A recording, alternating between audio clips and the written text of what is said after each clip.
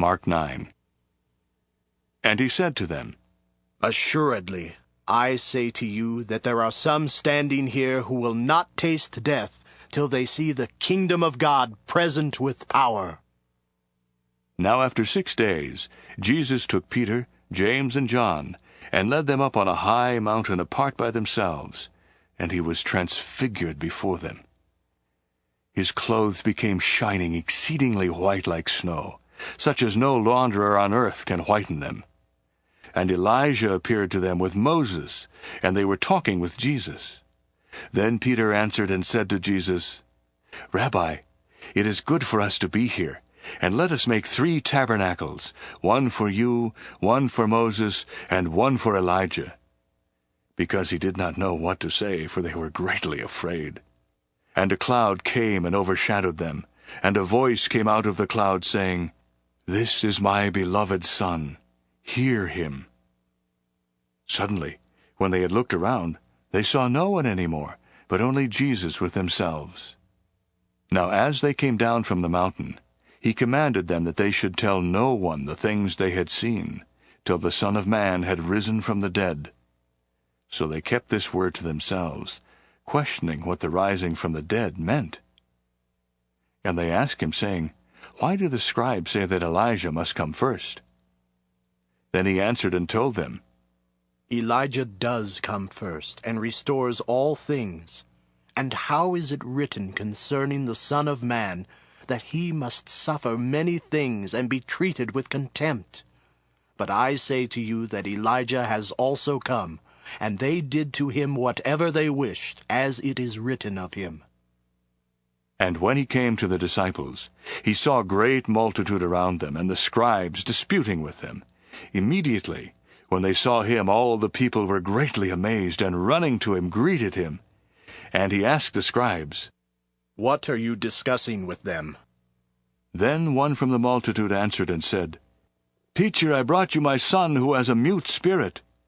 And wherever he seizes him, he throws him down. He foams at the mouth, gnashes his teeth, and becomes rigid. So I spoke to your disciples that they should cast him out, but they could not. He answered him and said, O faithless generation, how long shall I be with you? How long shall I bear with you? Bring him to me. Then they brought him to him. And when he saw him, immediately the spirit convulsed him, and he fell on the ground and wallowed, foaming at the mouth. So he asked his father, How long has this been happening to him? And he said, From childhood. And often he has thrown him both into the fire and into the water to destroy him. But if you can do anything, have compassion on us and help us. Jesus said to him, If you can believe, all things are possible to him who believes. Immediately the father of the child cried out and said with tears, Lord, I believe, help my unbelief. When Jesus saw that the people came running together, he rebuked the unclean spirit, saying to him, You deaf and dumb spirit, I command you, come out of him, and enter him no more. Then the spirit cried out, convulsed him greatly, and came out of him. And he became as one dead, so that many said, He is dead. But Jesus took him by the hand and lifted him up, and he arose. And when he had come into the house, his disciples asked him privately, Why could we not cast him out? So he said to them, This kind can come out by nothing but prayer and fasting. Then they departed from there and passed through Galilee, and he did not want anyone to know it. For he taught his disciples and said to them, The Son of Man is being delivered into the hands of men, and they will kill him. And after he is killed, he will rise the 3rd day. But they did not understand this saying, and were afraid to ask him. Then he came to Capernaum. And when he was in the house, he asked them, What was it you disputed among yourselves on the road? But they kept silent, for on the road they had disputed among themselves who would be the greatest. And he sat down, called the 12, and said to them, If anyone desires to be first, he shall be last of all and servant of all. Then he took a little child, and set him in the midst of them. And when he had taken him in his arms, he said to them, Whoever receives one of these little children in my name receives me. And whoever receives me receives not me, but him who sent me.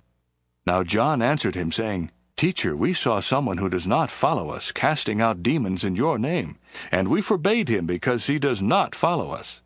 But Jesus said, Do not forbid him, for no one who works a miracle in my name can soon afterward speak evil of me. For he who is not against us is on our side. For whoever gives you a cup of water to drink in my name, because you belong to Christ, assuredly I say to you, he will by no means lose his reward. And whoever causes one of these little ones who believe in me to stumble, it would be better for him if a millstone were hung around his neck, and he were thrown into the sea. And if your hand makes you sin, cut it off. It is better for you to enter into life maimed than having two hands, to go to hell, into the fire that shall never be quenched, where their worm does not die, and the fire is not quenched. And if your foot makes you sin, cut it off. It is better for you to enter life lame than having 2 feet to be cast into hell, into the fire that shall never be quenched, where their worm does not die and the fire is not quenched. And if your eye makes you sin, pluck it out. It is better for you to enter the kingdom of God with 1 eye than having 2 eyes to be cast into hellfire, where their worm does not die and the fire is not quenched.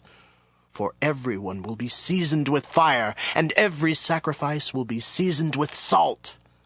Salt is good, but if the salt loses its flavor, how will you season it? Have salt in yourselves, and have peace with one another.